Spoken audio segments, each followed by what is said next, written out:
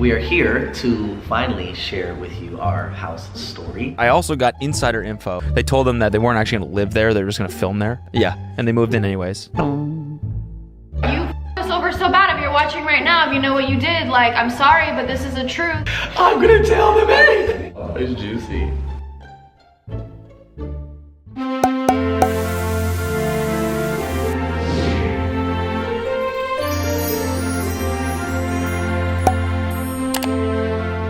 Hey guys, it's Billy and welcome back to Sesh. And holy smokes, the Ace family is talking about their house, and there's a lot of information that wasn't addressed in this 1 hour video that Cody Co decided to address. And he has some major insight that honestly answered a lot of very confusing questions that I was left with once I watched Austin and Catherine's video. So we're going to break down everything that was said in this video and everything that's going on with the house, what they said happened to them, what they said happened to the house, what's happening now. There are other lawsuits. We're getting into everything. This video is an hour long, you guys, and I took notes because it was crazy. Catherine was shading T channels. It was a whole thing. We have got to get into it. The Ace family posted their video titled Our House Story. Catherine and Austin were on vacation in this video and decided to actually address the situation, and Austin says that they want to educate people on the mistakes that they've made and the lessons that they've learned. Catherine was nervous to talk about the situation, but Austin seemed like not nervous at all. Like,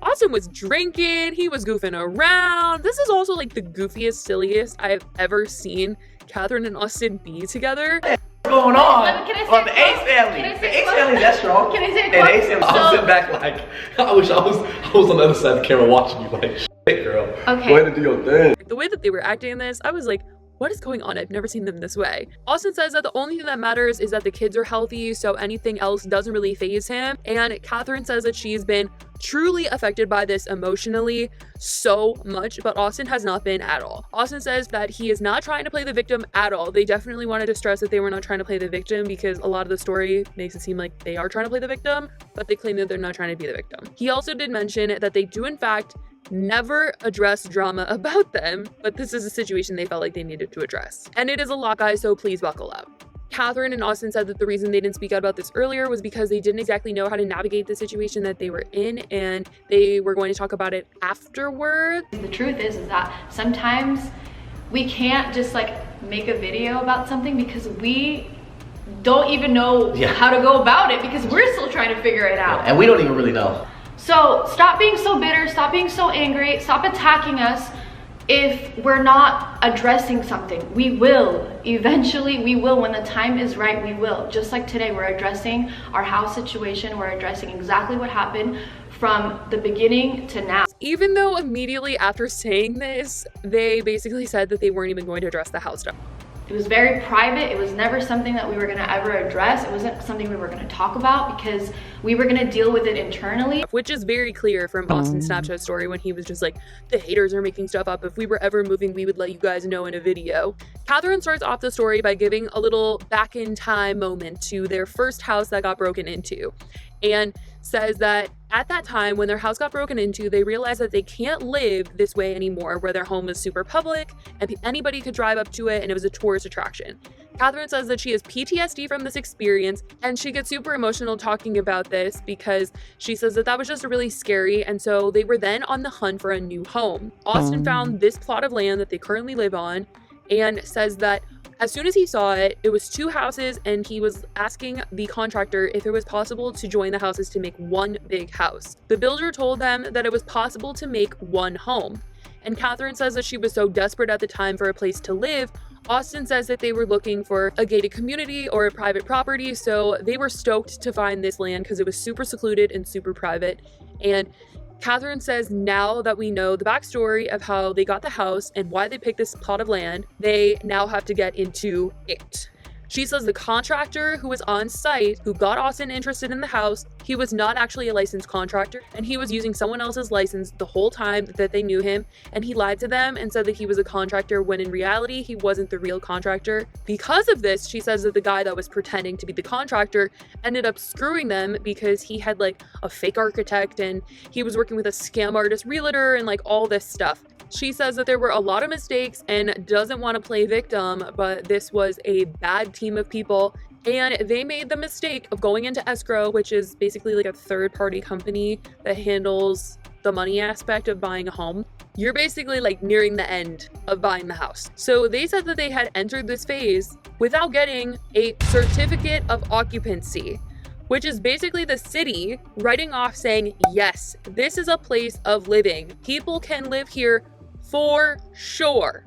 This is very important, you guys. Catherine says that they never got this. The entire time they were living in their home, they never got the certificate of occupancy, and they were not able to ever get it. So this home that they live in, they're not legally allowed to live in this home because they don't have the certificate of occupancy, but they're living in it. It's a city thing, not a money thing, she says.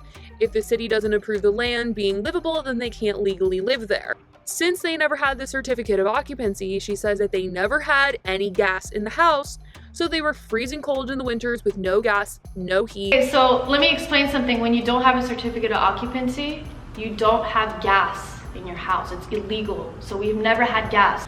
We were freezing in our house. We were so freaking cold. There was no heat, no nothing. And I was then thinking, you know, how the heck did they cook? Because they have a private chef, and Catherine then says that they were using burners to cook their food. For example, Chef Will has been cooking on little burners for over 2 years. So we've been using all of these for the past couple years to cook. And then says that they also didn't really have hot water. Like, they had no hot water at all, and she was giving her babies cold baths. But then Austin said that they did kind of have hot water sometimes. It was just like they got to jimmy rig it. It wasn't legit. They didn't have it all the time. We're saying since we didn't have the certificate of occupancy, we didn't have like a lot of these things like hot water. Yeah. Well, we had hot water. We had temporary. A temporary like hot water. It's like really janky. It's like, oh, it's yeah. really bad. Yeah. But like, so that's what I want to say. We want to make sure we had it. It was just temporary. Like it was how to explain it? Like it was jimmy rigged. And I was giving my babies yeah. full baths because I didn't have a choice. Think about it, because they're wondering like, if you guys didn't have all the things, how are you actually living there? Yeah. So like that's what so it was that? Jimmy rigged. Is that even a word? Jimmy rigged.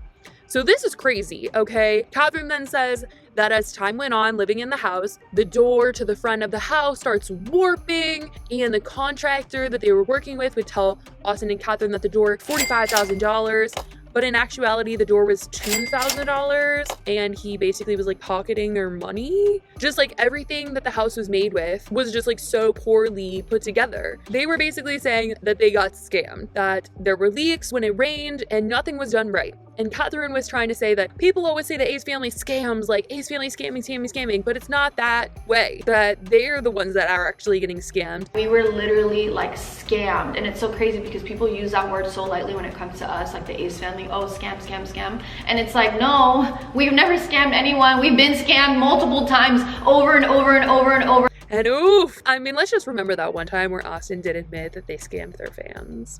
In reality, like, you guys got scammed. But anyways, she moves into the pool situation. Catherine starts to talk about the jet ski situation. Nothing for the house was done right. There was no retaining wall around the house. He should have been able to do whatever he wanted in his house. He should have been able to have a jet ski in the pool, but because there was no retaining wall around the house, it affected their neighbors. There should be nothing wrong ever with an owner of a home doing anything he wants with his pool. And I'm just like, okay, listen, I mean, yes, in theory, if you buy a property, you should be able to do whatever you want with it, but also, like, you should also be courteous and respect your neighbors. But yeah, so they were truly venting about how they felt about this house. Builder didn't build one. He didn't get a certificate of occupancy. He didn't get anything approved. Nothing was done right. We didn't know. And then just dropped that the house got bought. Catherine then gets into the fact that the narrative surrounding the Ace family is that they haven't paid their bills, they don't have money, and she's like, but why would we spend all this money on like a new front door, a $45,000 new door, if we don't have money to pay our bills? She was saying that there was so much wrong with the house, but her goal was to try and like spend all this money and fix everything to make the house right and livable because they wanted to stay in this house. And if they didn't have the money, they wouldn't put any money into trying to fix it. And then says that their realtor screwed them over by saying that they could get a loan for X amount of money. And they said that, you know, they could afford that. Like, let's do it. Catherine then says that the loan he ended up showing them was double the original price that he said that he could get them the loan for. And it was just so expensive, but she loved the house so much anyways, so they went through with it. The thing with this loan is that this was going to be a jumbo loan. This is a lot of money that they're borrowing. They said that instead of getting a loan that you would pay off over 30 years time, like normal people's mortgages are over 30-year period, their loan was going to be an 18-month loan. And it was going to be for a certain amount. And then after the 18-month period, they would have to shop around and find a new loan. So unlike what people normally do, one loan, 30 years, theirs was a certain amount of money for 18 months, and then they would have to figure it out. And Catherine and Austin are basically saying that because they didn't have the certificate of occupancy, they couldn't find anyone to give them the loan when their first 18-month long loan ran out. So after that first loan, they were like shopping around trying to find a lender to give them a new loan, and nobody would give them a loan because they didn't have the certificate of occupancy. Since we didn't have the certificate of occupancy, we were unable to get a loan. Like no one wanted to get involved because the house was just so screwed. So on the 18th month, Catherine says that she goes to pay after finally finding someone to do the loan, but then it didn't go through. Like the money bounced back, and she says that she calls up like the person that they were working with to try and get this new loan with, and they basically told her that the deal was off. Like they didn't feel comfortable doing this loan anymore. So she says that she decided to just keep living life, doing what they're doing. And then one day somebody asked her on Instagram why the house was under foreclosure. So essentially they didn't pay the bills. At the 18 months is I pay my mortgage like I do every month. If you know me, you know that I pay my bills. For people to say that we don't pay our bills and that we're going broke, it's so crazy. At the 18 months, so it just goes and then it comes back. And I'm like, what the hell? Why does money just come back into my account? They're saying that they don't want to do it anymore. Like they don't want to like keep. They don't want to be the lenders anymore. Yeah, they don't want to be the lenders anymore. Like basically like go find somebody else. And I'm like, but I can't find somebody else because I don't have certificate occupancy. No one's gonna do it for me. So then I'm like, whatever, you know what? I'm just gonna freaking keep living my life, keep doing what I do, just freaking be positive, just stay positive, Catherine, stay positive. And then one day I'm on like Instagram or something and someone goes, why is your house under foreclosure? Like, I'm like, what? If I couldn't get this loan because the city deemed my house unlivable, I would be working my butt off to either move or like figure out what the heck the situation was. I wouldn't just be like, okay, nobody can give me a loan, I'm just gonna live my life now. Like, that's equivalent of like not paying your bills, because if you don't have the loan, then you can't pay your bills because you don't have the money. That's the point of the loan, is that you needed that money. So I'm really confused by this statement right here about the whole, I decided to just sit back and live my life. I'm lost. Like, this is a horrible situation of them saying that they got scammed by the contractor, but I'm a little lost on this part right here. They basically claim that once the house went under foreclosure, the house sold back to the lender. They're claiming that they got screwed over by the lenders. So the people that were like, hey, no more loan, bought their house. Because when the house goes up for foreclosure and you can't pay your bills, it goes up for auction, it goes up for sale. And they're claiming that the lenders decided to buy the house. She says in the video, during foreclosure, it'll go back to the bank, but our lenders were like, screw you. The house is selling for $10 million. Your house is actually worth like $16 million now. So we want to make some money, not renew your loan, buy the house, flip it, and make some money ourselves. I am for sure getting more into this later, because Cody Co, when he's talking about the Ace family and the insider information that he got, that's seriously connected to this theory. But how they were describing their lender, I have a serious feeling that their lender was not your average like Wells Fargo, but an investor. There's a ton of social media investors who have owned content houses in the past, like the Cloud House, Clubhouse, a bunch of them. It's possible that Catherine and Austin could have worked with them because they said they couldn't get a loan from anyone else because they didn't have a certificate of occupancy. And this would explain why they said they got screwed in the end, because their lender was basically like, yeah, I'm not giving you money anymore. And then the lender went and bought the house while it was foreclosed, because it was way cheaper and definitely a way better deal for them to just buy this $10 million house that's worth $16 million than keep paying Austin and Catherine to live in this $16 million home. It makes way more sense that a person lended them money and was their lender than a bank, because a bank does not care about flipping a home and then selling it and making a profit. That's just not something that happens with a bank. And there is a point in the video where Catherine is describing this and did kind of slip up when saying who and how much they spent on the house. First she says he, and then quickly corrects herself and says they. Okay, so they bought it for 10 million. So I really think that this he is the person that originally gave them money to live in this house. And as we'll later get into when Cody Co is talking about the situation, there's a reason why they couldn't get a loan from anybody else, and a reason why this was their only option. Catherine says that they were so done with the house at this point, though, that she said that if they wanted to keep the house, they would have made it work somehow and they would have kept the house, but they were just so over it. They also kept going in between saying that they let the house go and saying that they sold the house, which is also confusing. The truth is that we let go of the house. We didn't want it anymore. So we made that decision when it went under foreclosure, because if we really wanted to keep it, we would have kept it. It would have still been our house. We would have made something work. We basically let go slash like. But we still wouldn't have had the certificate of occupancy. No, we basically let it go. I hate when you say let it go, because we basically let it go, half sold it, because we put millions of dollars in this house. Yeah, we lost millions of dollars down the drain. Yeah. Nothing. Zero. They then said that people must be like, are you suing these people that screwed you over? And Austin claimed that apparently the builder of the house has nothing to his name and you can't sue people who are bankrupt.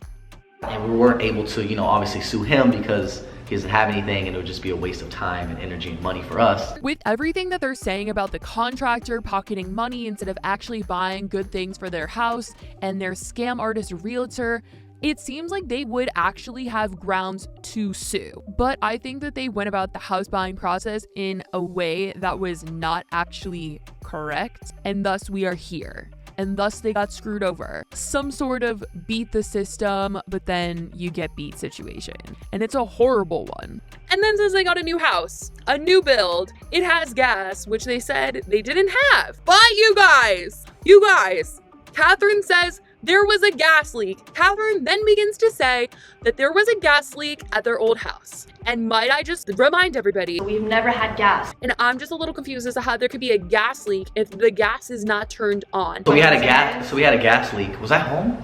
No, you were home.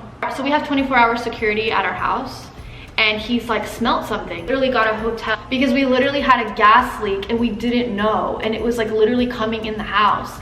And if you know anything about gas leaks, the only person that can fix a gas leak is the city, like somebody who works for like gas inspection or whatever. Aside from that, they said that they're going to be way more private about where they're living because they are moving to a new house. They're going to be extremely private about everything that's going on there. And they basically warned people at the end to make sure that you learn something from this video. This is really a horrid situation. Like, seriously, do your research when you're working with people. Like, when you are buying a home or literally with anything. I just always assume like things are a scam. I do a ton of research on people. I'm reading reviews on things because you just never know. If you hire someone, you better know that they're going to be legit. If you are paying someone, every single dollar, you got to make sure that it is going to somebody that you trust. Like, I'm happy to hear that they figured it all out and seemingly still have their money and a home, and that them and the kids are going to be all right. Seriously, you guys, learn a lesson from this because this is a horrible situation. Like, anybody should take notes that you should not be just like trusting anybody just because they say their job is this, and this does not mean they're actually that, and that. Austin then goes on to say that he will soon be able to address his boxing situation, his lawsuit going on there really soon. Catherine also says that people want them to break up so badly. People are always switching up on them. I mean, they really were taking this opportunity to just like air out all the things that they've always wanted to talk about, kind of. But they basically ended the video with a tour of their vacation penthouse, and that was it. That was the video. That was the explanation. But you guys, I was left with a lot of questions. I had a lot of questions about why they couldn't get the certificate of occupancy, why there were so many things wrong with the house. Like, everything just didn't make sense. Like, the realtor, how were they able to buy a house that wasn't deemed livable by the city? Like, I just feel like that legally isn't allowed. But you guys, Cody Co on the Tiny Meat Gang podcast was bringing the tea. He was bringing the insider information.